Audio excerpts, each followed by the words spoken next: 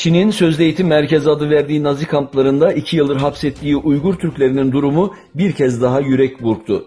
Doğu Türkistan'ın Hotenili Karakaş ilçesinde görevli bir Çinli polis memurunun itirafına göre 50 ile 70 metrekare bir koğuşta yaklaşık 70 kişinin kaldığı, gün boyu oturmaya bile fırsatları olmayan hükümlülerin nöbetleşe oturduğu ve sadece 2-3 haftada bir banyo yapabildiği bildirildi.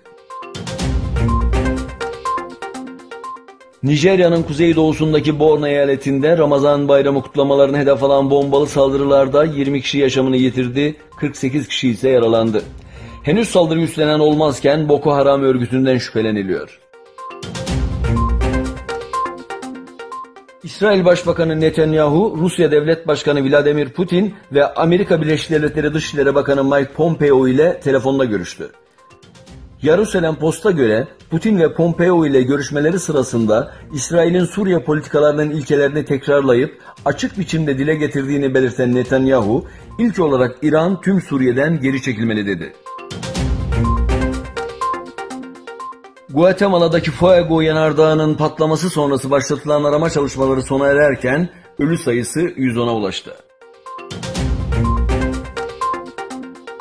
Amerika Birleşik Devletleri Başkanı Donald Trump'ın Güney Kore ile birlikte yürütülen askeri tatbikatları durdurma kararının Pentagon'da memnuniyetsizlikle karşılandığı iddia edildi. Buna göre Trump'ın Kuzey Kore lideri Kim Jong-un ile vardığı uzlaşma sonrasında Güney Kore ile Amerika Birleşik Devletleri'nin birlikte yürüttüğü askeri tatbikatları sona erdirme talimatı vermesi Amerikan ordusunda bazı rahatsızlıklara neden oldu.